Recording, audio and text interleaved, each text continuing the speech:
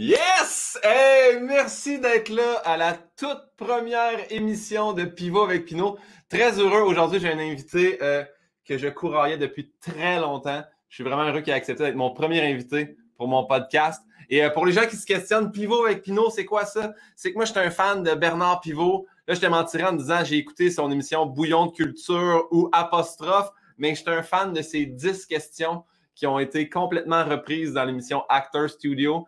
Je les ai complètement toutes reprises aussi pour les mettre dans Pivot avec Pinot. Donc aujourd'hui, j'ai l'immense privilège de recevoir quelqu'un que quand tu le vois à TV, il te fait sourire, c'est une boule d'énergie. Tu as le goût d'être son ami, tu as le goût de le prendre dans tes bras quand tu le vois. Mesdames, messieurs, très heureux de vous présenter le seul, l'unique, Simon Boulris.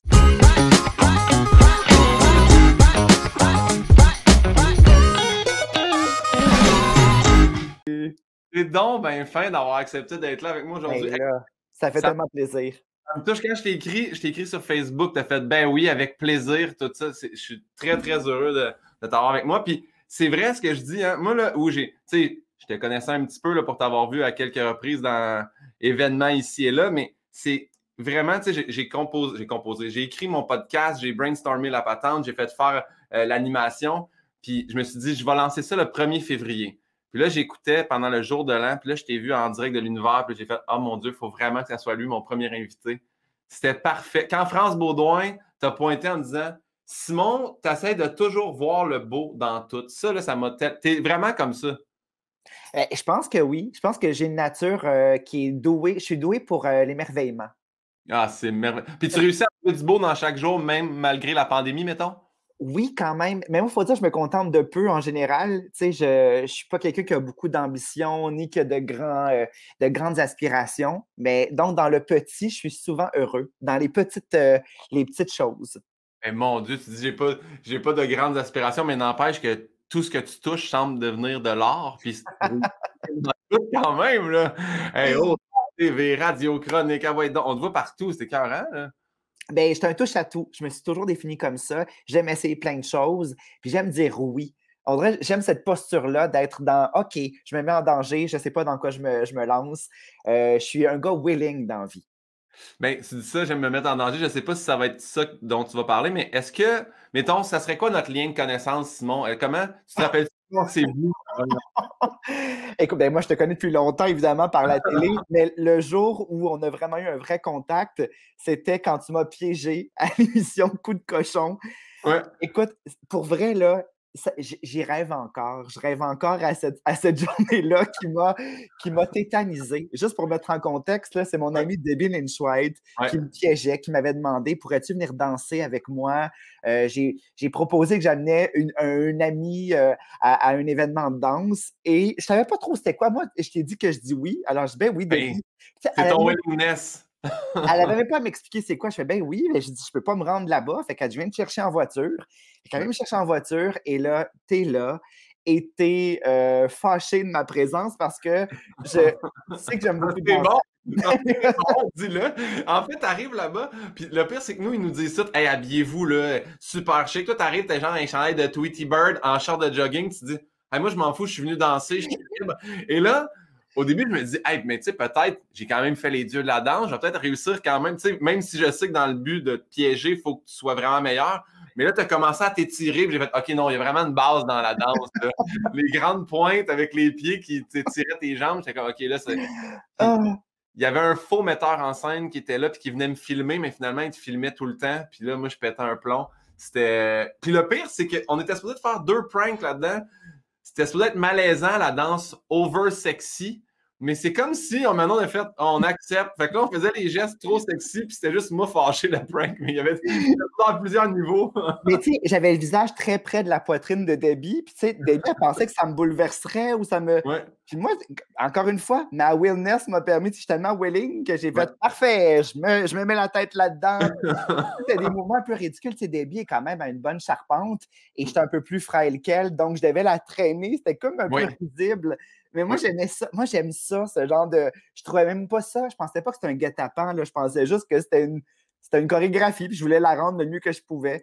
Puis j'étais sur le bord de te voler ta job. C'était ça le concept. C'est que moi, on voulait me prendre pour un une espèce de pilote avant toi. Puis tu étais fâché. Puis je pensais vraiment que tu étais fâché pour vrai. Puis j'étais tellement désolé. Puis en même temps, je me disais, mais là, qu'est-ce que je dois faire? Être moins bon? Puis là, Debbie a dit, sois moins bon ou sois moins bon. Puis mon problème, c'est que j'aime tellement ça torcher dans la vie. Là. J'aime tellement ça être bon. Puis j'ai de la misère à tirer vers le bas. Je veux toujours au contraire. Puis c'est pas pour faire chier les autres, je pense pas. C'est juste que j'aime ça. M'appliquer. Je suis un gars qui s'applique dans la vie. Je le voyais que tu voulais pas être blessant. Tu sais, quand je suis allé voir, je t'ai dit, mais toi, tu veux-tu le faire, le show de danse? Et tu sais, non, mais c'est pas, c'est juste, non, mais j'aime ça, mais pas toi de coller ta place. Ah, c'était bon, là. Mais tu sais quoi, Simon? Le pire, là, c'est que c'est même pas la première fois qu'on s'est vu. La première fois qu'on s'est vu, là, on était ensemble à l'audition de Mesmer. Ça se peut que toi, tu t'en rappelles pas. Non, je me rappelle. Parce que quand tu dis que t'es willing, t'as vraiment pogné, t'étais un candidat impeccable. Je sais pas après ça, par la suite, si t'as fait l'émission. Mais finalement, non. Écoute, ils m'ont. J'étais peut-être pas assez. Mais pourtant, il me semble que j'avais vraiment. Attends, t'étais assez réceptif. Oui. Ouais. Moi, je me rappelle, il dit, vous collez vos doigts, tac, t'avais les doigts collés, t'étais endormi, il a claqué, puis là. Moi, tout ce que je me souviens, c'était il y avait nous, puis il y avait les filles de Passepartout, dont Gabrielle Fontaine qui a mordu, mais comme jamais. Elle a chanté Let It Go au complet en français et en anglais. Mais tous, ça m'avait fait rire parce qu'il disait « T'as un cheveu ». Puis tout le long, tu sais, nous regardais un peu, puis mais c'est un très long cheveu que tu sortais tout le temps. Tu étais comme « Mais voyons, là, le monde, arrêtez de me regarder. » T'avais vraiment mordu. C'est la première fois, puis c'est là, j'ai fait « Il a tellement l'air fin dans son subconscient, il doit être fin dans la vraie vie. » Ah, ça, c'est drôle, fin dans son subconscient. Ouais. Mais, c'est être une bonne personne à tous les niveaux dans ce cas-là. Simon, on part ça. C'est quoi ton mot préféré? Oh mon Dieu! Écoute, j'en ai beaucoup. Moi, j'aime beaucoup les mots en V. Oui? Oui, le V, je trouve ça sensuel. Le mot vélocité. Vélocité. Oh oui! Ah! Je trouve ça beau, je trouve que. Puis l'écrire aussi, puis le dire, vélocité. Vivacité aussi, ça me plaît. Vivifiant. Ah, le mot vivifiant. Je trouve que c'est comme c'est un mot qui secoue. Vivifiant. Ouais. Donc, vélocité et vivifiant. Hey, on dirait que tu viens de me faire changer d'avis. Moi, ça a toujours été pupitre. J'ai toujours aimé le son de pupitre, mais là, vélocité. C'est vrai que vélocité, c'est le fun, c'est vitesse, c'est mouvement, c'est j'aime beaucoup ça. Et là, on va complètement l'opposer. Le mot que tu détestes le plus entendre ou prononcer ou que tu n'aimes pas. Mais je sais qu'il y a des mots controversés, comme le mot scrotum. Moi, j'ai aucun problème avec le mot scrotum. Il y a peu de mots que j'aime pas, en fait. Même, j'aime beaucoup les mots québécois. Des mots comme débarbouillette, qui n'est pas sexy a priori. Je trouve ça beau. Moi, j'aime la swing puis l'humilité d'une débarbouillette. L'humilité? Ouais, c'est vrai qu'une débarbouillette, il y a beaucoup d'humilité là-dedans. On a beaucoup d'humilité. Écoute, je pense pas qu'il y a de mots qui me. Il y a des mots que je trouve surutilisés. Des adjectifs un peu trop passe-partout. Mettons le mot joli ou beau. Je trouve ça un peu ennuyant. J'aime souvent trouver le mot le plus précis. Mais il n'y a pas de mot que j'ai envie de bannir. Ah, t'es comme Antidote. Antidote, quand tu écris un texte, il dit « Vous avez 36 mots faibles, Guillaume. » Hey, sérieux, va chier Antidote. Va coûter 117$, là, c'est pas pour que tu m'insultes. On appelle ça des occurrences. C'est quand le mot est répété, comme ça, on appelle ça « il y a une occurrence trop présente », donc on tente de réduire le plus possible. Mais moi, j'aime beaucoup, beaucoup trouver le mot le plus juste. Ah, j'aime ça. Puis j'aime ça. On dirait en disant ce que tu as dit, des mots qui sont surutilisés. Ma blonde a dit souvent ça. Elle dit « Hey, ce terme-là est galvaudé, puis c'est pas le bon terme. » Là. Ouais. Tu vois, moi, je veux juste dire que la semaine dernière, j'ai dit à mon auteur, je dis, ça, je te le dis, mais tu peux pas le dire. Ça, c'est un secret de polichinelle. Et j'ai appris que dans le fond, un secret de polichinelle, c'est quelque chose que tout le monde sait. C'est pas précieux, un secret de polichinelle. Là. C'est ça. Polichinelle, c'est un nouveau terme que j'ai appris, mais Antidote, on aurait dit, Guillaume, c'est pas bon ta tournure de phrase. Là. Fait que tu as dit l'inverse. Exactement. Ça fait des années que je dis l'inverse. Là. Moi, ça fait longtemps que je me trouve brillant en disant un secret de polichinelle. Fait que tu sais, dites pas ça à personne. Là. C'est exquis. C'est quoi ta dépendance ou c'est pas obligé d'être drogue, parce que Bernard Pivot disait votre drogue favorite, mais ta dépendance ou peu importe la chose Hey, que. moi, là, j'ai l'esprit un peu tard. Est-ce que je peux revenir sur l'autre? Je vais juste dire un autre Ben mot. oui, sans problème. Il y a le mot hôte qui me pose problème. Parce que être l'hôte de la soirée, c'est Oui. à la fois la personne qui reçoit et la personne qui est reçue. Puis ça me fourre. C'est un mot qui m'a toujours fourré. J'ai envie qu'il prenne des décisions. Ah oui? Ouais, être l'hôte, il y a comme une ambiguïté qui me laisse tout le temps perplexe. Donc peut-être que j'irais avec ce mot-là. Ah Excuse-moi, c'est que, oui! ouais, être l'autre, tu es mon hôte, tu me reçois, mais en même temps, Oui. je suis reçu. Donc les deux, on est l'hôte de l'autre. OK, puis hôtesse, c'est vraiment juste le féminin, c'est pas qu'il y a l'autre et l'hôtesse. Ah, Ouais. mon Dieu! Être l'hôtesse, c'est autant la personne qui est reçue que la personne qui reçoit. Je suis pas contre le principe, c'est juste que ça me fourre. C'est tout. Fait que la table d'hôte, est-ce que c'est la table que nous, on va manger ou c'est la table que l'autre a préparée? C'est assez mêlant, là. C'est les deux. Je suis confus à tellement de niveaux. Mais Là, non, là, ta deuxième, c'était les dépendances, hein, c'est ça? mais dépendance. Parce que ça dit votre drogue favorite, mais tu sais, c'est parce que, mettons, moi, ça serait le chocolat. Fait que c'est vraiment dépendance. Ah, ouais, Caféine, ouais. ça peut être autant un objet, ça peut être ton téléphone, ça peut. Y a-tu quelque chose dont tu es dépendant ou que tu utilises beaucoup trop ou que tu consommes trop? Ben, premièrement, tu sais, juste à la base, moi, je prends pas d'alcool, je fume pas, je prends pas de café, donc pas de drogue. Tu sais, je suis un peu verre d'eau. Je bois tout le temps. Tu sais, avant de te parler, je me suis préparé mon grand verre Hey, d'eau. Tu sais, c'est pas la Jen pire Simon. drogue, c'est pas la pire Cling. drogue, on s'entend. Cling, cling. Des dépendances. Hey, mais ça veut dire que tu t'émerveilles de tout à jeun et À ça, jeun. c'est merveilleux, Hey, Simon. j'ai même déjà déboulé des marches par osmose parce que j'étais avec des gens sous. Alors, par grande empathie, j'ai déboulé les marches avec eux. J'ai fait « Oh, de la merde, OK. » Hey, sérieusement, là, en 3 minutes, j'ai entendu des termes que j'avais pas entendus depuis ma bio de secondaire 1. J'ai déboulé les marches par osmose. Là, c'est clair qu'il y a des gens qui saignent du nez en ce moment. Qu'est-ce qu'ils font? Il est comme une chip, il a pris de l'eau, il est devenu mou. Mais c'est un peu ça, mais en déboulant les marches avec ses amis. Fait que, hey, osmose, c'est un nouveau terme que j'aime beaucoup aussi. Osmose. Fait que, Ben écoute, comme dépendance, peut-être un peu mon iPhone. J'avoue que ouais. moi, j'ai été bien récalcitrant. Je trouvais ça j'étais pas séduit d'emblée à l'idée d'avoir un cellulaire. Donc, j'ai été longtemps, je me tenais loin de ça. Puis quand j'ai eu mon premier cellulaire, j'ai réalisé, ben, je suis tombé dans une forme de dépendance, là. Mais je suis quand même capable de m'en éloigner. Mais une vraie dépendance, là, je pense qu'il y a le jeu Dr. Mario. Tu sais, le vieux Nintendo, là. Oh mon. Hey, oui, vas-y, je vais te dire de Ouais, quoi je après. joue à tous les jours. C'est comme un moment avec mon chum où j'ai envie de décrocher, puis on joue 3 parties. Et si je gagne pas, je deviens immensément colérique. Je deviens un monstre, en fait. Je suis horrible. Donc, je pense que c'est ma pire dépendance, c'est jouer à Dr. Mario. Je suis vraiment. Même je rêve à ça.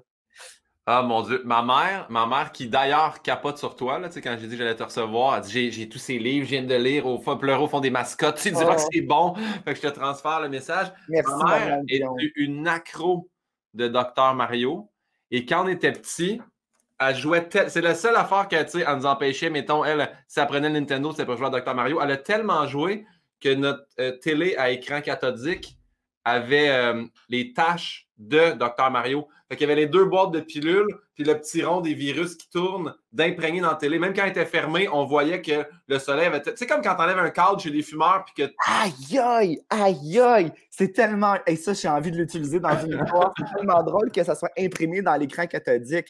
Ouais, C'est fabuleux. J'aime tellement l'image du cadre, là. ouais, Et ouais. puis, Guylaine Tremblay m'a conté quelque chose de super beau. Elle m'a dit que parce que son père, c'est un genre de marin, tu sais, il travaillait sur les gros bateaux. Puis quand, mettons, il recevait les familles, quand il accostait, il retirait leurs affiches de Madame tout nue sur les murs. Puis donc, ça laissait donc, c'était un peu plus pâle. Puis Ouais, ouais. Guylaine avait demandé, elle était toute petite, elle a dit pourquoi c'est plus pâle? Puis la mère de Guylaine avait dit, ben, normalement, c'est des affiches de Madame tout nue, mais là, ils les enlèvent quand. Puis tu sais, elle avait dit ça sans aucun jugement. Tu sais, c'est des Ouais, messieurs qui partent longtemps, ils ont besoin de Madame tout nue sur leur mur. ouais, Je ouais, trouve ça bien, bien beau comme anecdote. Puis ça me fait penser à un film, puis j'arrête après ça, là. Non, vas-y, c'est ça le but. Un film de Robert Lepage qui s'appelle Le Confessionnal, qui est un de mes films préférés, un film de 97, 96. Dans le film, c'est un homme qui se dépatouille avec son héritage, avec ses ancêtres, et il retire donc tous les cadres et il repeint. Et à chaque fois qu'il repeint, peu importe la couleur qu'il repeint, là où il y avait des toiles, là où il y avait des photographies, c'est toujours d'une autre teinte, c'est toujours plus pâle, ça ne part jamais. C'est beau, hein, la symbolique Ouais. de nos grands-parents, nos ancêtres, c'est toujours là. C'est pas délogeable. On ne peut pas effacer ça. Ça m'a fait penser à, je sais pas si tu connais John Mulaney, mais c'est un humoriste américain qui explique qu'un de ses amis volait des photos de grands-parents dans les domiciles de ses amis. Puis le monde était comme, mais pourquoi tu fais ça? Parce que il dit, on peut jamais remplacer ça. Je trouve ça tellement fucked up de faire. C'est quand même méchant, mais c'est vrai qu'une vieille photo d'époque, t'as pas ça dans ton iPhone puis t'as fait printer, là. C'est beau. Ouais, mais c'est beau, mais c'est complètement méchant. Oui, c'est ça, méchant. Mais moi, souvent, je vais dans des. Ben, moins maintenant, là, mais à une autre époque, j'allais beaucoup dans les villages des valeurs puis des trucs comme ça, les sols d'église. Puis j'aimais acheter des œuvres, mettons, des peaux, des natures mortes, peintes par des Yvette, des Clémence, des. Je trouve ça beau. J'en ai un ici, je vais te montrer. Je sais pas si vas-y. Regarde, j'en ai un. Je pense que c'est Yvette. C'est vraiment beau. En tout cas, moi, je trouve ça joli. Je sais pas si tu vois. Ah, mais oui, il est très beau. Il est beau, hein? Ça me fait penser à chez mon grand-père. Nous, on avait un clown qui était mais tellement épais, la peinture, là, tu sais, qu'ils ont mis ça avec l'espèce de spatule. Là. Oui. Ça a dû sécher pendant comme 13 ans chez mon grand-père, mais oui, on a des vieilles toiles. D'ailleurs, mon grand-père en a fait plein qu'on s'est tous séparés quand il est décédé, puis on est tous fiers d'avoir une vieille grange ou un pot de fleurs ou le fameux clown. De Muriel Millard. Non, c'était pas celui-là, mais oui. Sinon, c'est quoi ton bruit ou ton son que tu aimes le plus entendre? Dans mon appartement, j'aime beaucoup, dans l'intérieur de mon frigo, dans le ventre de mon frigo, il y a une possibilité d'avoir de l'eau. J'aime beaucoup ce son-là. Tu sais, le gulp, quand de la succión de l'eau dans mon verre d'eau, c'est quelque chose que j'aime. Je pense que c'est un son. Là, sérieusement, je me disais, le bruit du vent dans les arbres. Non, le bruit du moteur, de la bulle d'air, de quand l'eau. Décidément, l'eau, c'est quelque chose, c'est vraiment ta dépendance. Là. On commence à le découvrir. Osmose, un petit peu de. J'adore ça. OK, puis à l'opposé, le bruit que tu détestes entendre ou que qui t'insupporte? Peut-être des trop gros moteurs. Tu sais, ça m'a toujours angoissé une moto qui passe la nuit. Oui. Ou mon père aussi, il passait l'aspirateur très tôt le samedi matin quand j'étais adolescent, puis il avait tendance à donner des coups contre la porte pour me réveiller. Ouais. Donc, ce genre de moteur-là, en fait, c'est beaucoup les affaires, tu sais, les motorisés, tu sais, les tondeuses, motos. Moi, je n'ai pas de permis de conduire, puis ça ne m'intéresse pas de conduire des machines. Fait que, tu sais, des tracteurs, tout ça, c'est pas quelque chose. Puis ni passer l'aspirateur, c'est pas quelque chose qui m'intéresse non plus. Donc, j'aime plus ces petits moteurs. Les électros qui font du bruit. Hey, c'est drôle. C'est drôle. Mon frère est sourd, là, et il est tombé sourd à l'âge d'1 an et demi. Puis le dernier son qu'il se souvient, c'est le son du séchoir. Que nous, on se dit, c'est probablement parce que c'est mêlé aussi avec le vent. Fait que, tu sais, il devait pas. Mais c'est étrangement le son que j'ai le plus entendre. Le dernier qui se souvient, c'est un des sons. Un séchoir, si c'est pas moi qui sèche les cheveux, ça m'agresse au plus haut point d'entendre ça. Fait que oui, tous les bruits de machine. Je comprends bien. Je comprends bien également. Simon, là, on passe vraiment à un autre. Là, c'est du coq à l'âne. Est-ce que tu te souviens de ton premier deuil? Oh! Écoute, j'ai vécu des deuils importants. J'ai perdu une de mes grand-mères il y a une dizaine d'années. D'ailleurs, j'étais en tournée de théâtre. J'étais assez loin. Je ne pouvais pas annuler la tournée. Là, on commençait la tournée c'était un mois d'une pièce de théâtre. Puis, donc, j'ai même pas pu aller aux funérailles. J'ai l'impression que ça m'a isolé, ça m'a éloigné. Allô, mon chum? Bonjour. Mon chum vient d'arriver. Allô! J'ai l'impression que j'ai comme pas vécu ce deuil-là pleinement. Mais mon deuil le plus clair, là, je l'ai vécu il n'y a pas longtemps. C'est le chat de mon amoureux. Donc, quand mon amoureux est venu vivre chez moi ici, il y a à peu près 2-3 ans, il a amené son chat, dont j'étais allergique pourtant. Et malgré mon allergie pour ce chat-là, je l'ai beaucoup aimé. Il s'appelait Al Capone. Il était hyper gentil. C'est une petite crapule tellement gentille. Puis, c'est drôle. Le deuil, pour moi, j'ai compris c'était quoi le deuil quand on a perdu ce chat-là parce qu'il était très vieux, puis bon, on l'a fait piquer. Et après l'euthanasie, pendant des semaines qui ont suivi, tout me rappelait son absence. C'est là que j'ai compris c'était quoi la mesure du deuil. C'était j'échappais une cuillère, puis je disais, je vais le réveiller. C'est comme s'il était sur une chaise. Il dormait toujours sur la chaise à côté de moi ici, puis là, ben non, il n'est pas là. Ou une forme dans le lit. Tu sais, souvent, il se mettait en dessous de la couverture. Donc, jamais je me serais lancé sur mon lit. Je savais qu'il pouvait être là à tout moment. Donc, une bosse en dessous du matelas, en dessous de la couverture, je me disais, c'est peut-être lui. Donc, tout m'a rappelé son absence pendant à peu près 1 mois et j'ai pleuré là, sans arrêt. Même qu'à un moment donné, je suis dans une conférence avec des enfants, puis je leur raconte que j'ai perdu mon chat. C'était comme à propos. Ils m'ont dit, est-ce que vous avez un animal? Puis j'ai pleuré devant eux en Zoom. Là, j'ai fait, j'ai perdu mon chat il y a 1 semaine. Puis les enfants étaient vraiment pleins de compassion. Ils me disaient, oh mon Dieu, on comprend, on comprend. Hey, la perte d'un chat, là, honnêtement, moi, je pense que c'est la raison pourquoi je suis avec Anne-Elisabeth Bossé. J'y ai écrit pour lui demander si elle acceptait d'aller sur une date parce qu'on avait un ami en commun. Elle m'a dit oui, voici mon numéro de téléphone. Et là, je ne l'ai pas appelé parce que dans cette semaine-là, j'ai perdu mon chat. J'étais tellement anéanti, je dis, j'aurais pas de fun à aller sur une date. Puis là, elle a dit à notre ami commun, hey, je peux pas croire, j'ai donné mon numéro. Je me suis comme livré à lui, puis il m'a jamais appelé. Puis là, j'allais texter en disant, hey, je suis désolé. Puis là, on est allé sur une date, puis j'ai expliqué que je venais de perdre mon chat. Et j'ai pleuré sur notre première date en parlant de mon chat. C'est beau. Et elle a dit que c'est ça qui nous a unis, de voir que derrière cette petite casquette-là, il y avait de la sensibilité. Oh, j'aurais voulu sortir avec toi. Simon, là, encore une fois, coq à l'âne, c'est quoi ton blasphème ou ton gros mot favori que tu utilises? C'est pas obligé d'être un de ceux de l'Église, là. Ah, mais moi, j'adore sacrer. Oui? Oui, parce que je pense que j'ai fait du rattrapage. Parce que quand j'étais jeune, je sacrais pas beaucoup. Mes parents sacraient constamment. C'était comme même quand ils sont heureux, c'était comme une respiration. Puis j'ai toujours trouvé que ça avait de la swing. Puis j'aimais cette musicalité-là. Mais on dirait que je me permettais pas. Donc, quand je le faisais, c'était tellement rare que ça surprenait tout le monde quand je disais « Écolis ». C'était beaucoup des... Je transformais ça cute. « Écolis ». Puis là, on dirait, j'ai comme pris goût. Puis j'arrête pas de m'en permettre de plus en plus. Puis là, depuis quelques années, je me suis rapproché de Louise Latraverse. Puis tu le sais sans doute, Louise Latraverse est forte sur les sacres.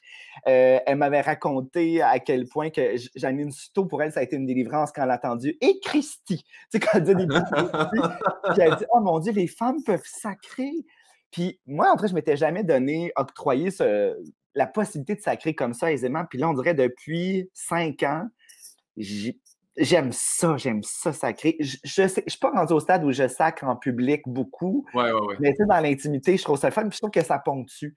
Donc, je trouve que ça a de la swing. Je trouve que j'ai toujours aimé la musicalité d'un sacre. Est-ce que tu te souviens de ce qu'elle avait dit En direct de l'univers, Louisa Traverse? L'amour, Chris. L'amour, Chris. C'était tellement... On dirait que c'était une beauté avec le sac qui toute s'agençait, c'était parfait. Et moi, j'adore les oxymores. Je capote sur les oxymores. Donc, c'est quand on prend 2 idées contraires qui créent un choc ensemble. Ouais. Ça m'a toujours plu, la surprise. Puis, en fait, je pense que tu le sais, en art, tout ce qu'on recherche, c'est l'effet de surprise. Et donc, l'oxymore, en soi, c'est la forme la plus brève pour créer la surprise. Un soleil glacé, tout, tu fais, ben voyons. J'ai toujours... Mon roman qui a le mieux marché, il s'appelle L'enfant mascara. C'est pour moi un oxymore. On est dans la pureté, l'innocence, et on est dans l'artifice collé à ça. J'aime ça, le chaos que ça crée. C'est magnifique. Et puis d'ailleurs, tu viens de me rappeler exactement la signification exacte du terme oxymore. J'aurais fait, oui, je connais, c'est dans la grammaire, mais là, tu vois, en l'expliquant, tout est là. Et je salue les auditeurs qui font comme, oh, merci d'avoir expliqué. Si on avait un nouveau billet de banque à sortir, qui est-ce qu'on devrait mettre dessus? Ah, au Canada? Au Canada, tu peux mettre qui tu veux. Mais si mettons, on peut faire au Canada puis dans tout le monde entier. Écoute, et on dirait j'aurais envie de. Au Canada, j'irais avec. Bon, premièrement, c'est sûr, ça serait une femme. Je trouve j'ai vu dernièrement la possibilité de revamper les stations de métro avec des noms. Il y a presque juste. Je pense qu'il y a juste des hommes. C'est incroyable. Donc, ça serait vraiment d'alterner. Je suis complètement partisan de ça. Donc, c'est sûr que les billets de banque, je sortirais de la royauté allègrement. J'irais avec peut-être des écrivaines ou des journalistes. Gabrielle Roy, pour moi, c'est une Canadienne des plus importantes qu'on a eues. D'ailleurs, c'est peut-être la seule qui a un rapport avec l'argent, mais il y a une de ses phrases qui est écrite sur un billet de banque.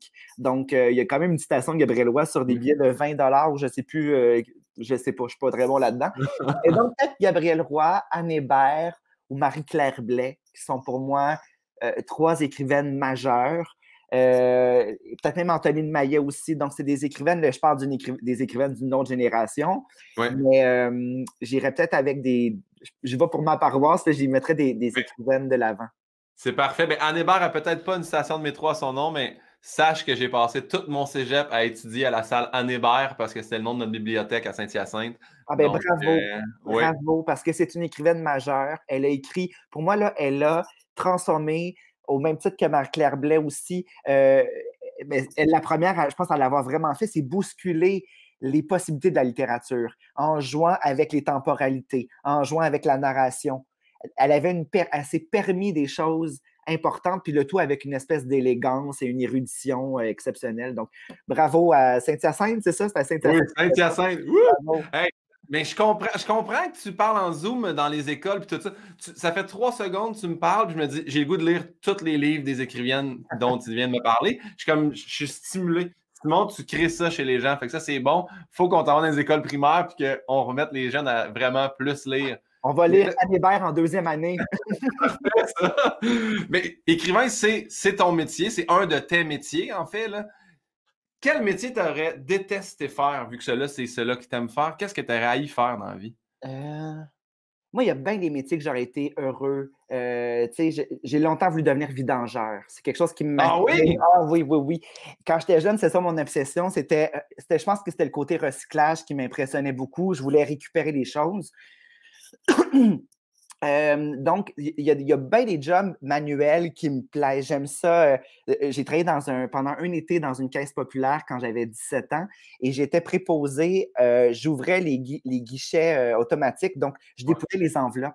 J'aimais beaucoup ça, valider le chèque ou le dépôt avec le montant attesté. Et parfois, je passais des après-midi à déchiqueter des enveloppes.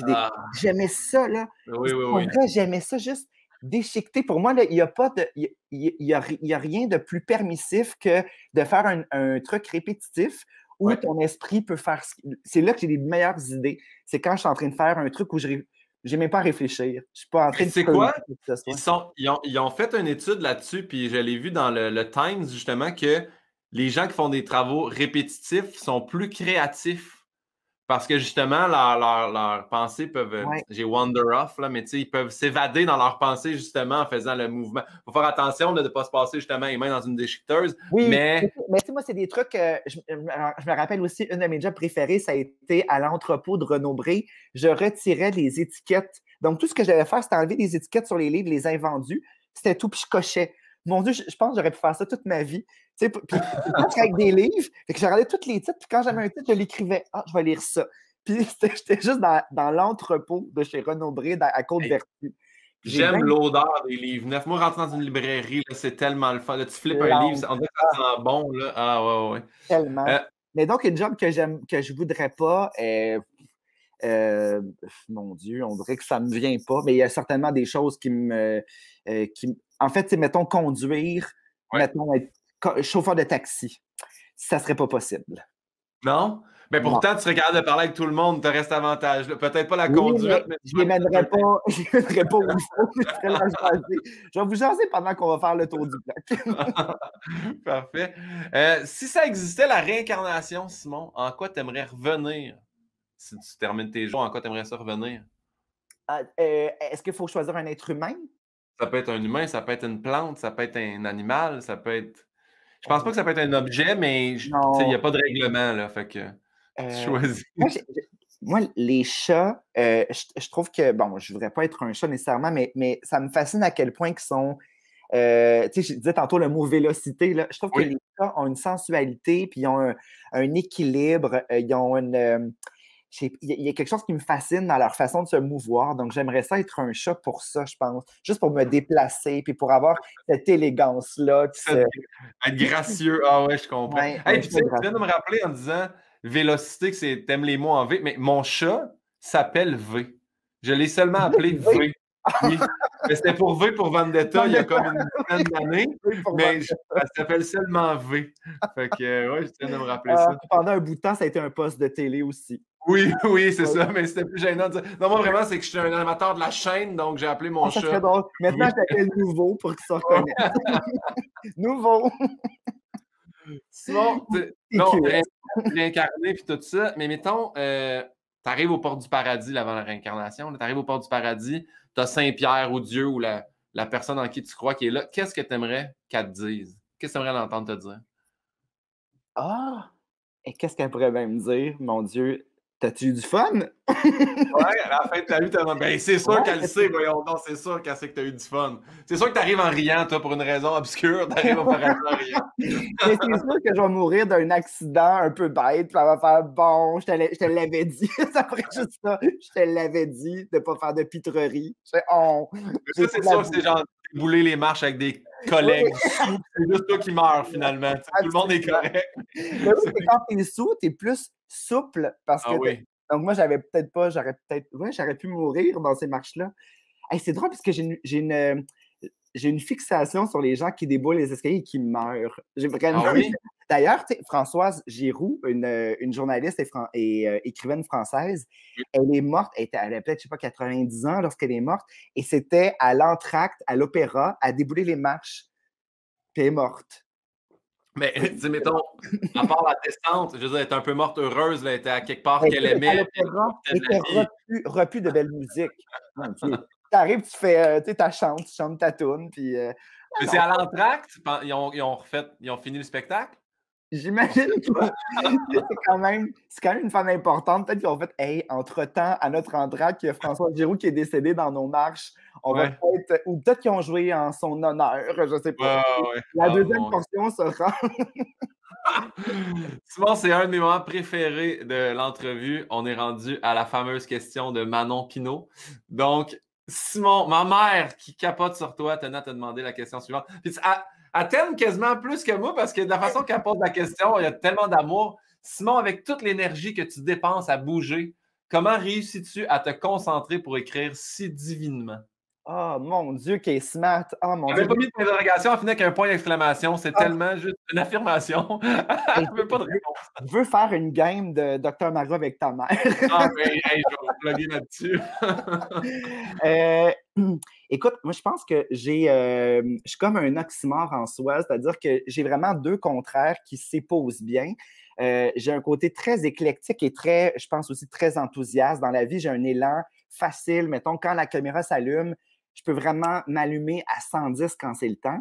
Puis en même temps, quand la caméra s'éteint, je suis vraiment, vraiment dans une sobriété immense. Mon chum, qui me côtoie tous les jours, souvent, il se fait dire, je me rappelle une fois, on était dans un lancement, puis Michel Tremblay, qui est rendu quelqu'un que je côtoie bien, là, Michel a dit à mon chum Philippe, hey, il ne doit pas être facile à suivre. Puis mon chum, il dit, qui est vraiment facile à suivre. Tu sais, moi, je suis tout le temps à la même maudite place. Tu sais, je suis quand même, quand j'ai des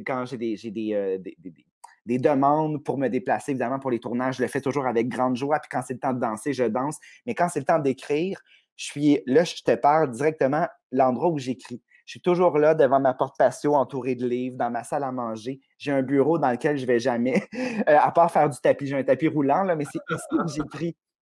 J'aime ça être à la grande table. Tantôt, j'ai donné des conférences. Regarde, j'ai tous mes livres à côté de moi. Là. J'ai fait une petite pile de mes livres.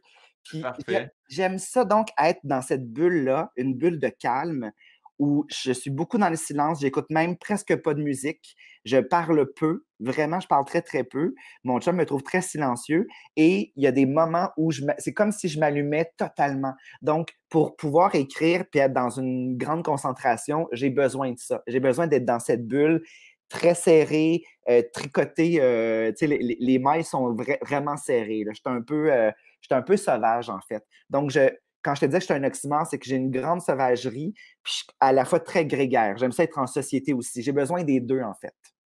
Mais c'est parfait, mais c'est vraiment une bonne façon aussi de créer. Moi aussi, j'ai un bureau, puis quand vient le temps d'écrire, j'aime mieux être devant la grande fenêtre, puis avoir de la lumière, puis être Ouais. entouré de un peu d'animaux, puis un peu d'espace.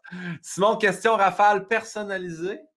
Alors, tu dois répondre rapidement. Tu pourras nous expliquer ensuite. Chanter ou danser? Boy, hey! Oh mon Dieu, ça c'est dur. C'est dur parce que les deux me rendent tellement heureux. Dans les deux cas, pour moi, c'est deux activités qui m'élèvent. Quand je chante, j'ai l'impression que ça me met en joie. Et quand je danse, j'ai l'impression que j'exulte. Tu sais, j'ai l'impression que mon corps doit parler aussi. Je te dirais que j'irais peut-être avec danser si je dois choisir parce que je suis conscient que je danse mieux que je chante bien. On m'a tellement dit que je chantais mal. Tu sais, je sais que ce qui est frustrant, c'est que dans ma tête, j'atteins toutes les notes. C'est comme si j'avais l'oreille absolue, mais qu'absolument personne ne le savait. Tu sais. C'est comme, pour moi, c'est clair que j'atteins la note. Puis quand je me réécoute, parce que tu sais, j'ai chanté En direct de l'univers, à Belle et Bomme, la semaine des 4 juillet, puis ça a été un fiasco à chaque fois. C'est comme, il y a un décalage incroyable entre l'effet que je crois créer et ce que je crée pour vrai. Donc, c'est peut-être un acoustique aussi, là, tu sais, des fois, c'est juste l'acoustique de la pièce. Parce que ma douche comprend ma voix. Mais je te dirais que danser, puisque danser, j'ai l'impression que lorsque je danse, je fais plus sourire les gens positivement. Donc, puis j'aime ça, faire plaisir aux gens. Donc, souvent, mettons, on me demande, dans un party, là, j'en ai plus, là, mais mettons, chez Marie-Louise Arsenault, le party du Nouvel An, puis le party de fin d'année au mois de juin, elle a une grande, j'allais dire une piste de danse. C'est juste un immense salon où on peut danser. Puis elle a une colonne. Et j'aime ça faire de la danse poteau. Alors, j'appelle ça de la danse colonne. Là, je danse autour. C'est le seul moment où je bois un peu. Ben, que je buvais avant, là, c'était au Nouvel An. Puis j'aimais bien ça. Puis, tu sais, souvent, j'avais comme une espèce de rapport de bonimenteur. Tu sais, les gens se placent autour de moi. Tu sais, quand tout le monde danse une personne danse autour d'un cercle, ça m'arrivait beaucoup, puis j'aimais ça. J'étais comme repu de fierté. C'était un peu la sacoche avec un groupe de filles qui est au milieu de la scène et tout le monde la sacoche dynamique. La sacoche véloce. Simon, là, je tiens à préciser que c'est en art. Est-ce que tu préfères faire rire ou faire pleurer? Oh boy, hey, c'est dur ça. Parce que moi, ce qui m'intéresse, c'est précisément le passage d'un à l'autre. C'est vraiment la jonction qui m'intéresse. C'est ni faire pleurer, c'est ni faire rire. C'est vraiment entre les deux. Puis ce qui me plaît le plus, là, c'est quand il y a quelqu'un qui rit puis l'autre à côté pleure. Puis ça m'est arrivé souvent parce que j'ai le cul entre deux chaises en général. Puis dans tout ce que j'ai fait, je me rappelle mes numéros à Cégep en spectacle. Mon amie Joëlle Paré-Beaulieu, elle pleurait pendant mon numéro. Puis elle était fâchée parce qu'il y en avait qui avaient ri. Puis j'avais dit, j'étais jeune, là, j'avais peut-être 21 ans, tu sais, je commençais à faire du théâtre, puis j'avais dit, oh non, non, non, moi, ça me rend heureux que tu pleures, puis qu'à côté de toi, ça rit. Pour moi, c'est parfait, c'est ça que c'est cette... tu sais, une émotion, c'est jamais pur, c'est jamais qu'une seule chose, c'est complexe, puis ce qui fait rire quelqu'un fait pleurer l'autre, puis j'aime cette ambiguïté-là. Donc, sincèrement, je peux pas choisir. Puis, c'est drôle, bon, peut-être que tu vas devoir peut-être le couper, là, mais ce soir, c'est à l'émission première fois. Oui. Et pour moi, j'ai écrit en statut Facebook ce soir, j'ai fait le grand écart entre les larmes et le rire. Puis pour moi, c'est ça, je viens de circonscrire la vie. C'est de faire la split entre les deux, puis ça me plaît. Donc, je peux pas. J'ai envie de rameuter le rire dans les larmes, puis les larmes dans le rire. Donc, je peux pas choisir. Hey, c'est parfait. Mais c'est très bien expliqué, du moins. Fait que c'est pas grave. J'accepte. C'est la seule fois que j'ai accepté que quelqu'un ne réponde pas à la question. Je suis tellement rebelle. Et là, si celle-là, tu as encore une réponse aussi longue et aussi tough, je ne vais pas comprendre. Looney Tunes ou Disney? Écoute, je pensais pas. Je pensais pas que ça allait être tough. Looney Tunes. Ah oui! Oui, parce que avant Walt Disney, c'est drôle. Parce que pour moi, je pense qu'il y a une grande part de nostalgie quand on nomme ces choses-là. Puis on dirait mon premier souvenir qui pointe à mon esprit, c'est quand j'étais avec ma sœur. J'étais avec ma sœur chez ma grand-mère, grand-maman Janine. Mon grand-père, il travaillait. Puis on écoutait les Looney Tunes. Puis ma grand-mère qui cuisine à côté. Il y a quelque chose de trop réconfortant et de trop émouvant pour moi. Puis je sais que les Walt Disney sont souvent mieux écrits dans la construction. Puis il y a des films, moi c'est La Petite Sirène par exemple, ou La Belle et la Bête, qui sont des films que j'ai adorés. Mais les Looney Tunes, pour moi, ils incarnent mieux le rassemblement familial puis le rituel. Puis je pense que ça me plaisait enfant, puis ça me plaît encore. Le rituel me plaît toujours. Parfait. Ben, tu vois, c'est là l'exemple de, tu sais, ça vient, tu fais rire quelqu'un, tu fais pleurer quelqu'un parce que dans leur background, chacun a vécu quelque chose. Fait que je m'attendais jamais à Looney Tunes, mais je suis très content de savoir pourquoi tu as choisi eux. La prochaine, hey, je sais même pas si ça va être dur pour toi parce que Lara Fabian ou Céline Dion? Oh mon Dieu! Écoute, quand j'étais adolescent, c'était la guerre entre les fans de Céline et les fans de Lara. Puis je ne sais pas ça a été alimenté par quoi, mais il y avait une forme de rivalité, puis on devait choisir son camp. Puis moi, j'ai toujours aimé, j'ai longtemps aimé, ben non, j'aime toujours Céline, mais j'aime beaucoup, beaucoup la Céline des années 80-90, surtout le début 90. Puis même jusqu'à Titanic, là, j'ai été ben heureux. Mais tu sais, les premiers CD de Céline, le début de 90, ça m'a rendu ben heureux. Et Lara, pour moi, je pense que je vais choisir Lara, puis je vais dire pourquoi. C'est que Lara, elle était un peu plus électron libre au départ. Elle était vraiment vue comme une étrangère qui débarquait, hein, de la Belgique ou de l'Italie, peu importe, mais qu'elle débarquait de l'Europe. Puis elle était peut-être moins consensuelle, elle faisait moins le consensus, donc l'unanimité plutôt. Moi, j'aimais beaucoup sa voix cristalline et j'aimais le fait qu'elle écrivait ses chansons. On ne l'a pas beaucoup dit, mais c'est quand même une femme qui, dès 19 ans, a écrit ses propres chansons, les a composées, les a coécrites. Donc, pour moi, c'est absolument louable. Et donc, j'aurais envie de dire Lara Fabian, puis aussi j'étais dans son fan club, puis il y avait une plus grande proximité. C'était plus petit, c'était plus... Elle n'avait pas la carrière internationale encore. Donc, j'ai eu la chance de la rencontrer à quelques reprises quand j'étais adolescent. J'ai vu ta toile. J'ai vu ta toile. C'est dégueulasse. C'est tellement dégueulasse. Je ne peux pas le croire. C'est pas encore une fois que je pensais que c'était beau. Hein? Mais bon, ça, c'était la naïveté de l'enfant. Mais et je pense que ça m'a beaucoup défini. Aimer Lara, c'était presque un statement. Alors que je me rappelle, c'est une époque où tout le monde tripait sur Green Day à l'école. En tout cas, à l'école Pierre Bédard où j'allais à Saint-Rémy. Tout le monde tripait sur Green Day.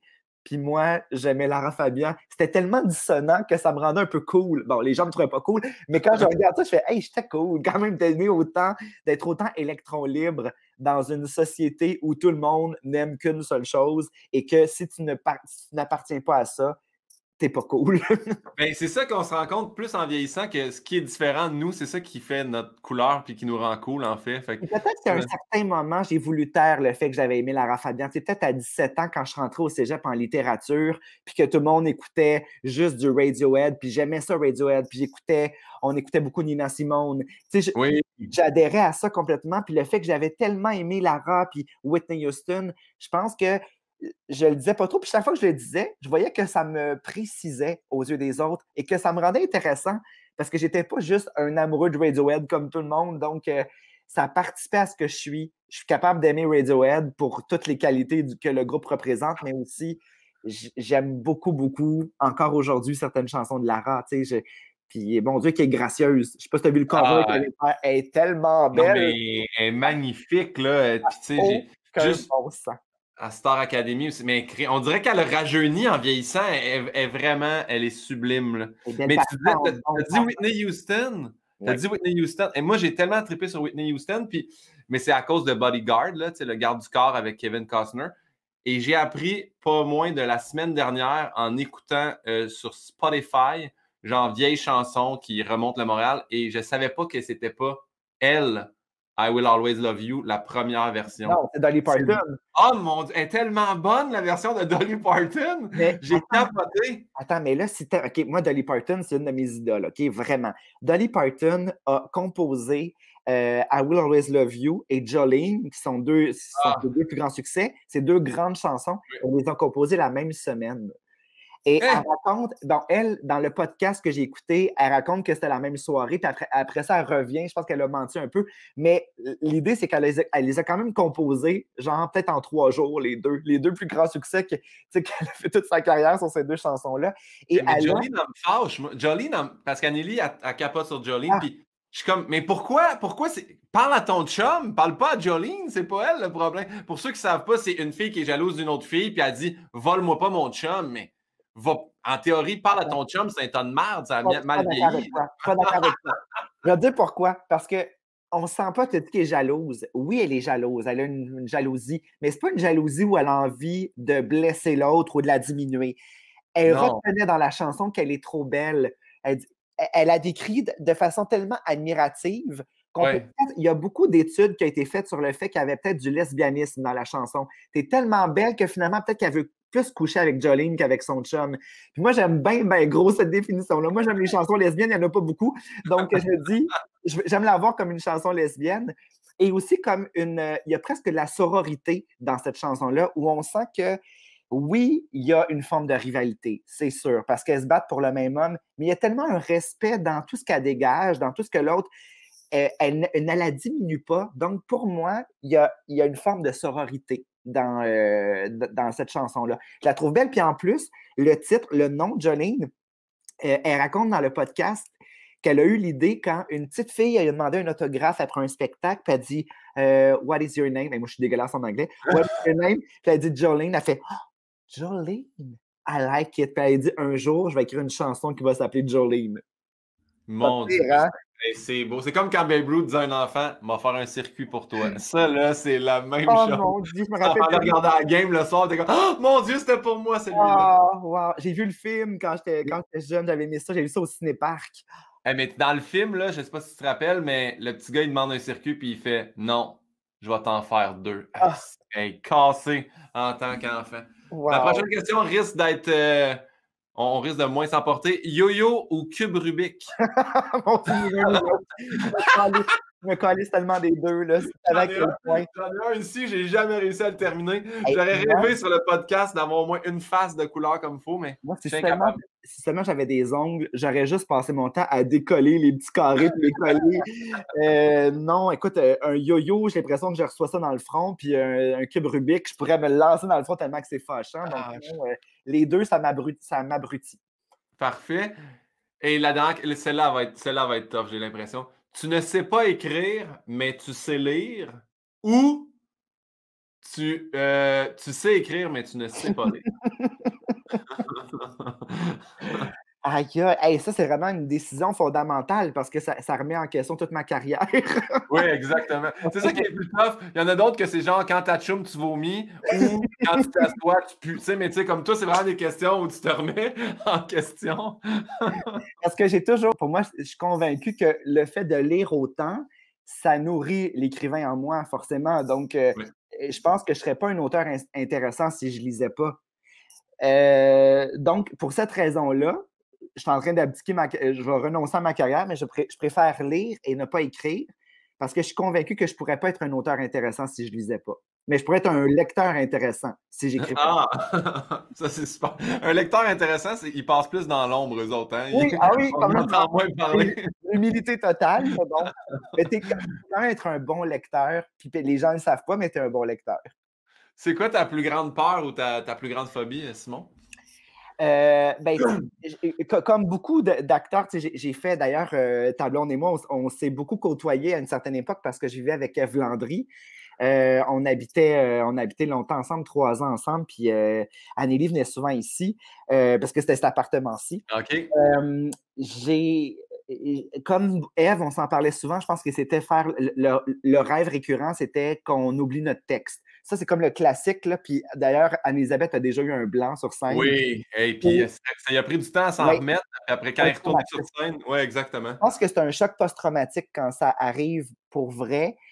Moi, ça m'est arrivé une fois sur scène, je suis à la Licorne et je ne sais pas ce qui s'est passé. Mon pharynx coinçait. C'était un soir de première. Je savais vraiment bien mon texte, tout allait bien, sauf que je ne sais pas pourquoi, je manquais tout le temps de salive. Je savais que ça allait pas bien, puis j'avais un solo de 15 minutes. Et juste avant de commencer, j'ai fait, voyons, je vais prendre une bouteille d'eau avec moi sur scène, sauf que je ne peux pas la traîner avec moi, fait que je l'ai laissée loin. Et finalement, à un moment donné, j'avais plus de salive, je ne sais pas, ça a vraiment coincé. Et parce que, c'est fou, parce que je ne m'entendais plus de la même façon, ça a fourré mon texte. Je savais très bien mon texte, mais parce que c'était laborieux, je sentais que je cherchais ma salive, j'ai eu un vertige et j'ai vraiment eu un blanc où un collègue est venu m'aider. Ça m'était jamais arrivé une affaire comme ça. Jamais. Moi, j'étais assez écouté pour. Tu n'étais pas seul, tu as un solo, mais tu avais d'autres mondes qui étaient là pour pouvoir. C'était un spectacle de solo où les collègues étaient assis sur la scène autour de nous. Ils nous entouraient. Et c'était Luc Bourgeois, qui était mon prof de voix à l'école de théâtre, qui m'a dit, tu m'as comme relancé et mettons ta coloc. Oui, c'est ça, merci. J'ai bien rebondi, sauf que j'ai eu un vertige. J'ai fait des cauchemars pendant 2 semaines. Je rêvais toujours à ça. Donc ça, c'est une des pires affaires. Puis l'autre, la plus étonnante, et ça, c'est une phobie que je traîne depuis l'enfance et je pense pas que ça va se terminer un jour, à moins que j'aille voir Mesmer pour ça. J'ai une phobie du métal. On appelle ça métallophobe. Donc, je peux pas tenir de la monnaie dans ma main. Je peux pas même un son, du screening, là, du fameux screening dans les poches. Je peux perdre une érection à cause de ça. Parce que ça me. Il y a beaucoup de monde, lors d'une érection, s'ils entendent du screening, probablement. Mais mettons tu déshabilles quelqu'un dans un lieu. Ça m'est déjà arrivé que tu déshabilles quelqu'un, idéalement un garçon, et là, tu baisses le pantalon et là, il y a de la monnaie qui tombe dans ton lit. Pour moi, c'est tu quittes. Tu lances la monnaie et genre, je vais brûler ma literie et tu t'en vas. Tu sais, je dis, c'est à ce point-là. Donc, la monnaie, les clés aussi, je peux juste tenir mes clés à moi. Quand tu me passes tes clés, je ne peux pas y toucher.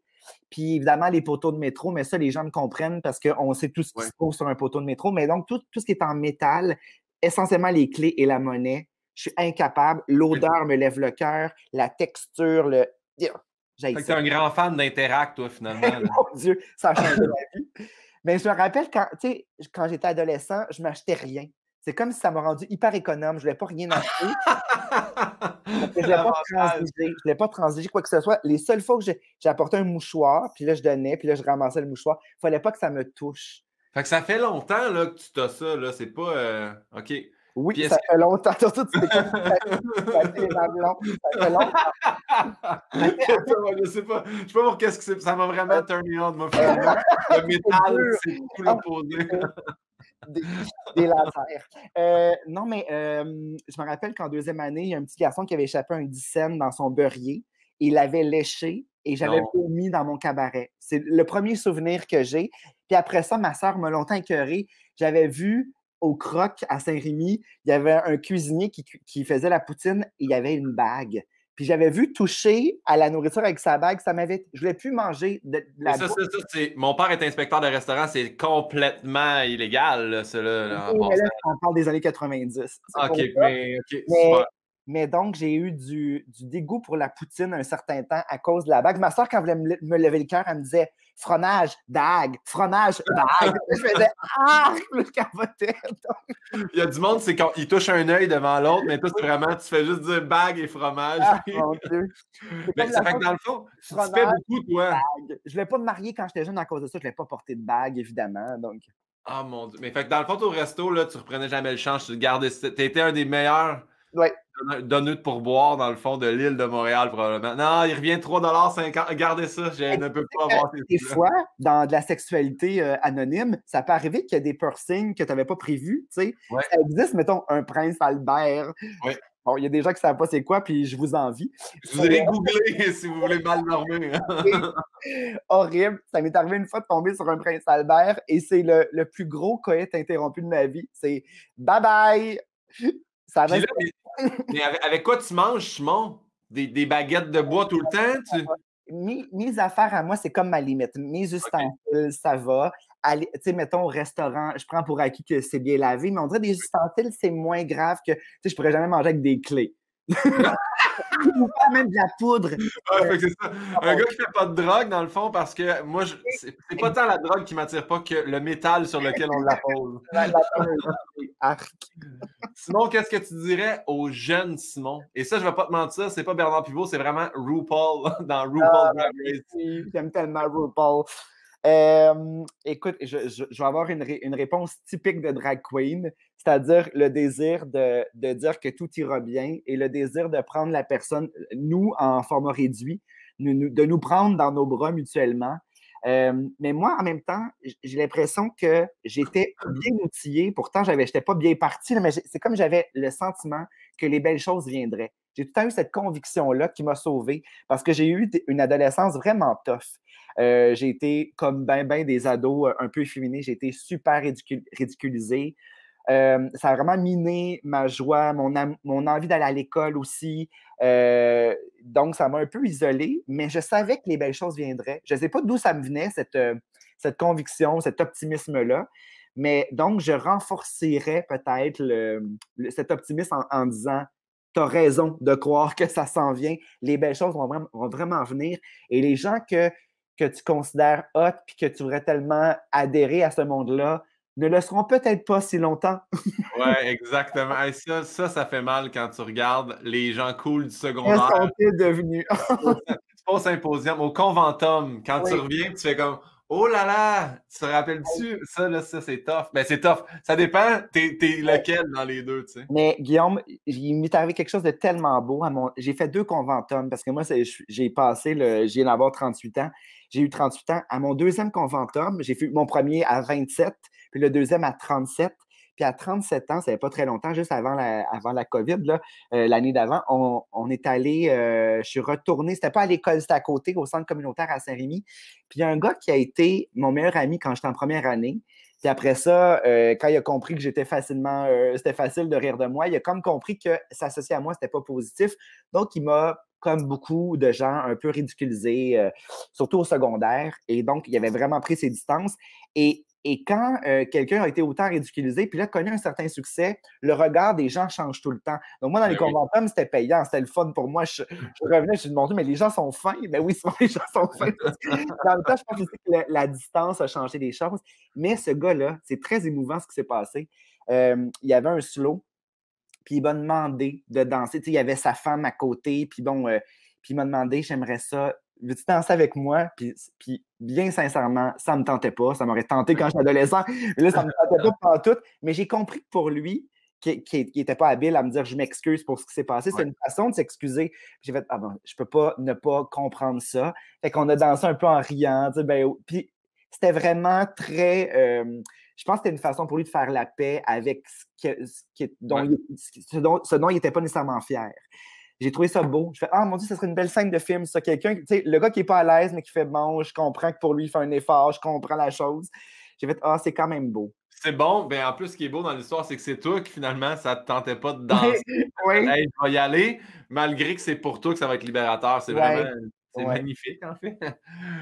On passe à c'est quoi le bonheur parfait pour toi? Moi, je t'ai dit au tout début, les petites choses, là. Les petites choses. Il y a Sylvie La Liberté, que j'aime tellement, une écrivaine et une artiste multidisciplinaire. Elle chante, elle fait des arts plastiques, des arts visuels. Elle a dit, les grandes choses m'impressionnent trop. Les petites choses m'impressionnent trop, j'oublie d'en faire des grandes. Moi, ça, c'est complètement ma nature. Les petites choses m'impressionnent trop, j'oublie d'en faire des grandes. Donc, mon bonheur, c'est pour vrai manger un bon repas avec mon chum. Mon chum cuisine super bien. Ça me rend bien heureux. Moi, je suis du genre à m'extasier sur n'importe quel repas. Je dis, mon Dieu, c'est donc bien bon, tout est bon. Lire un bon livre, être à la maison, c'est pas quelque chose de. Ça m'ennuie pas du tout. Être dans le confort de ma maison, regarder une bonne série, jouer à Dr. Mario. C'est une soirée qui me rend bien Dr. Mario, j'en reviendrai jamais. J'ai hâte. Dès que c'est terminé, j'appelle maman, je dis, man, il commence Dr. Mario à faire. Je savais, il est fin. Je le sentais. Oh, hey, c'est bon. Des fois, je revois l'ordre des questions, je fais comme, mais maintenant, on passe à ta plus grande épreuve. Est-ce que tu te rappelles ta plus grande épreuve dans ta vie? Sans doute, pour moi, le coming out n'a pas été quelque chose de facile.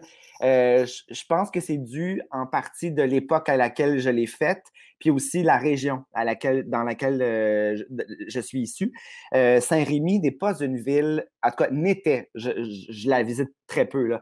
Saint-Rémy, dans les années 90, n'était pas une ville très inclusive ou très LGBTQ-friendly. Pas du tout, pas du tout. Il y avait beaucoup d'homophobie. Et donc, quand j'ai fait mes premiers, parce que c'est une succession, hein, c'est pas un coming out, c'est à un ami à la fois et à mes parents. Donc, ça a été une année, là, 17 ans, ça a été bien stressant. C'est une succession de petits. C'était-tu un combat, le mot? C'est une épreuve. Une épreuve. Ben, je pense que c'est une épreuve quand même, parce que, tu sais, c'est quand même révéler quelque chose en tout cas, pour l'époque, tu sais, aujourd'hui, j'en souris un peu, là, mais c'était très troublant pour moi. Tu sais, puis je savais que j'allais décevoir mes parents, que j'allais les déstabiliser. Et je les ai vraiment déstabilisés. Tu sais, on pourrait penser, mon Dieu, mais quoi, ils ne te voyaient pas? Mais non, mes parents, tu sais, m'ont toujours connu comme ça. Puis pour eux, j'étais juste un artiste. Puis, mais il y avait la grande peur du sida dans les années 90. Donc, mes parents, je pense qu'ils ont eu très peur pour moi. Puis donc, je pense que ça a été une grosse épreuve pour eux. Bien, pour moi aussi, là, pour moi, ça a été un moment. Puis mon Dieu, que je suis rendu ailleurs aujourd'hui, mais ça a été. Je revois la fébrilité qui m'animait. quand j'ai fait ma série de petits coming out. Puis quand tu dis la série, est-ce que justement, est-ce que tu as commencé avec tes parents? Non, j'ai même abouti à mes parents parce que c'était le morceau de la pièce de consistance pour moi. Ouais. Moi, j'ai commencé avec mon amie Maude, mon amie Marie-Ève, ma sœur. Et après ça, tu sais, je savais que ça allait se spreader, là, qu'après ça, ma sœur allait le dire à des amis, à mes cousines notamment. Puis donc, je voulais pas que, tu sais, je voulais pas que ça soit un secret. Là, après ça, je fais, vous pouvez le dire, mais 3 personnes, puis j'ai abouti à mes parents, puis j'étais pas capable de l'articuler. J'étais incapable d'avoir cette aisance-là, donc j'ai écrit une lettre. Et cette lettre-là a été hyper douloureuse à écrire pour moi. Et on a fait un retour sur cette lettre-là. Et mes parents ont dit la chose la plus importante, même si ça les déstabilisait, ils m'ont dit « on t'aime ». Et ça, pour n'importe quel coming out, de nommer l'amour, c'est ce qui est le plus précieux. Donc, ça a été un combat, une épreuve qui s'est bien terminée, là, mais pour moi, ça a quand même été très impliquant émotionnellement. Là, ça m'a coûté. Mais c'est beau quand tu dis, mais c'est comme, en fait, j'ai ramené ça à l'humour, mais c'est comme des petits rodages avant d'arriver à la générale avec les parents. C'est complètement ça. Puis, tu sais, en faisant ton rodage, tu t'ajustes. Puis, tu sais, je me rappelle, c'est drôle, la première fois, j'ai dit gay. Après ça, j'ai dit homosexuel. Je pense que j'ai essayé de trouver le bon mot.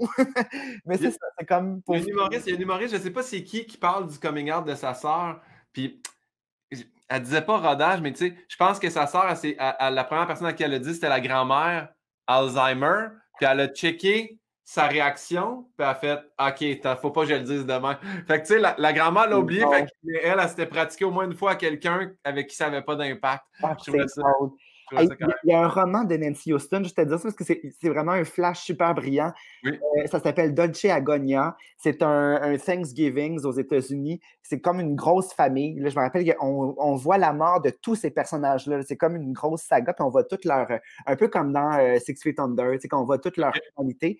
Puis il y a une femme qui a de l'Alzheimer, puis elle rentre dans la pièce, puis elle voit son mari qui est décédé. Là, elle crie « Ah! » Et là, elle sort, elle s'en va pour alerter, puis elle l'oublie. Puis elle remonte, puis elle fait ça genre 5 fois. C'est comme 5 chocs. Elle vit comme 5 chocs à chaque fois de voir son mari décédé, puis elle l'oublie entre-temps. Je trouvais ça tellement fort. Je trouve tellement que c'est une bonne scène.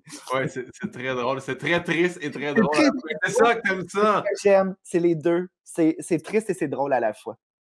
Est-ce que tu te rappelles ton dernier fou rire, Simon? Oh, j'en ai à chaque jour. C'est vrai, c'est vraiment à chaque jour. J'ai le rire facile. Puis moi, ce qui est triste pour moi, c'est que quand je suis avec des amis puis que je ris, j'ai pas de tonus. Fait que je m'écroule. Tu sais, je peux tomber à terre dans un éclat de rire. Tu sais. Fait que j'ai tendance à me retenir après les gens quand je ris. À l'école, les gens, pour m'écœurer, ils se tassaient. Tu sais, juste pour me faire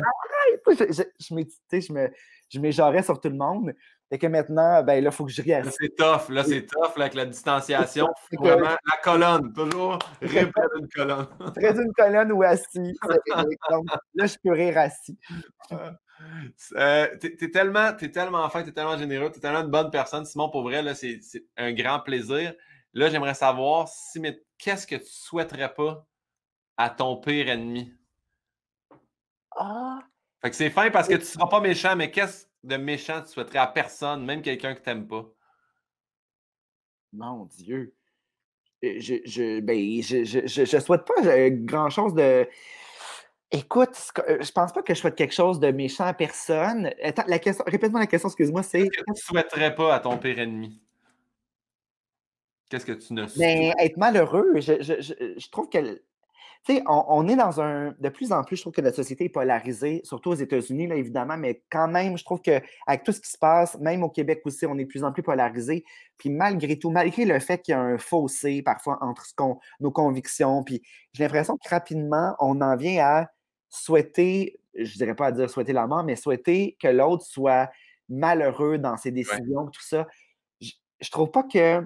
Je suis partisan on peut l'attribuer à plein de monde, mais if you shine, I shine. Je suis de ceux qui croient à ça. C'est-à-dire que si ta vie va bien, la mienne, ça n'écrase pas ma vie. Donc, la joie de quelqu'un ne va pas ternir la mienne. Donc, je souhaite vraiment que les gens soient dans la joie le plus possible. J'ai l'impression que ça nous contamine. On se contamine quand on tire vers le haut collectivement.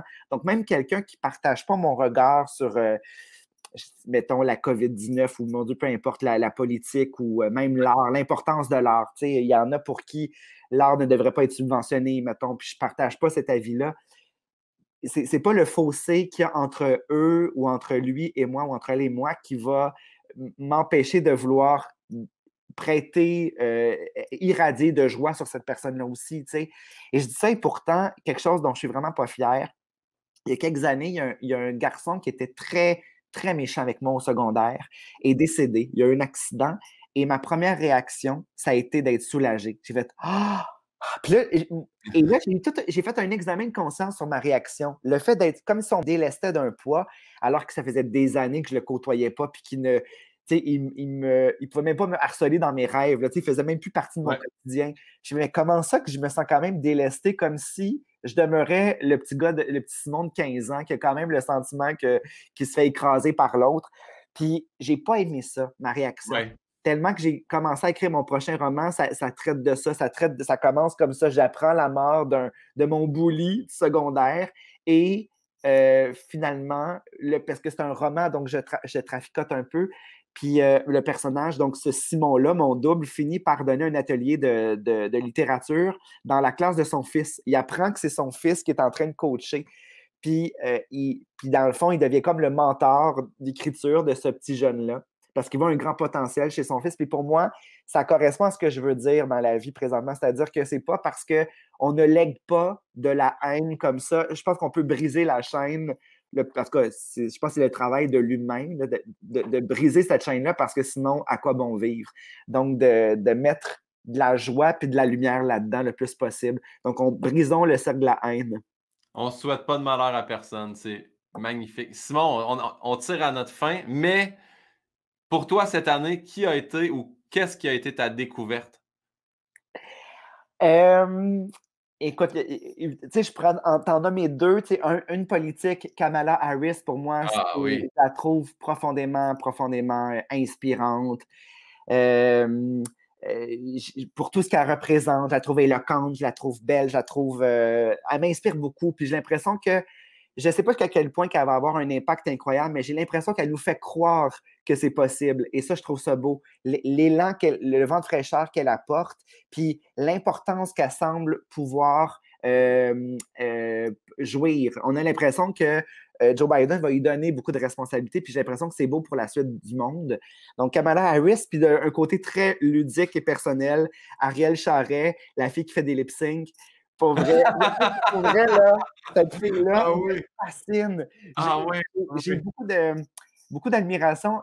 J'ai lu, moi, un de mes auteurs préférés, c'est Michel Tournier. Et Michel Tournier, dans un essai, il parle du génie. Et il dit une chose magnifique, il dit que le génie, ce n'est pas un diamant donné à quelqu'un. C'est un diamant qui a été pulvérisé et tout le monde en reçoit une parcelle.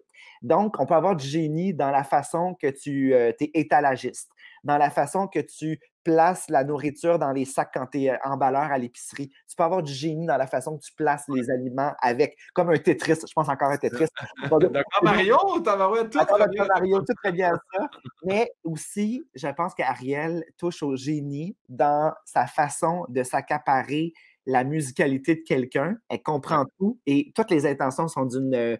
L'expression faciale est tellement bonne. Moi, je trouve que c'est ça, elle touche au génie, véritablement. Et j'ai eu la chance en direct de Nuvac, elle m'a pastiché, elle avait fait un lip-sync à partir d'un truc que j'avais fait, puis j'étais tellement content. Donc, pour moi, c'est une de mes belles découvertes. Puis je suis content que la pandémie nous l'ait révélé parce que c'est vraiment un phénomène, cette fille-là.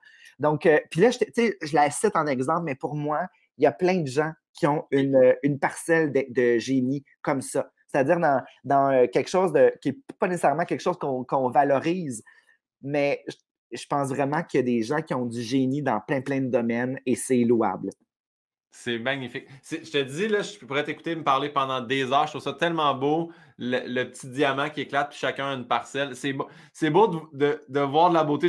Quelqu'un peut placer bien les aliments. Le vidangeur peut bien penser à comment écraser ses trucs pour faire plus de maisons en aller vider. Oui. Je trouve ça magnifique. On est rendu au moment où c'est la question de mon dernier invité que j'ai reçu. C'était Mathieu Pepper, qui a écrit Entre deux draps, que tu as repartagé en disant c'est donc bien beau. Hey, c'est bon.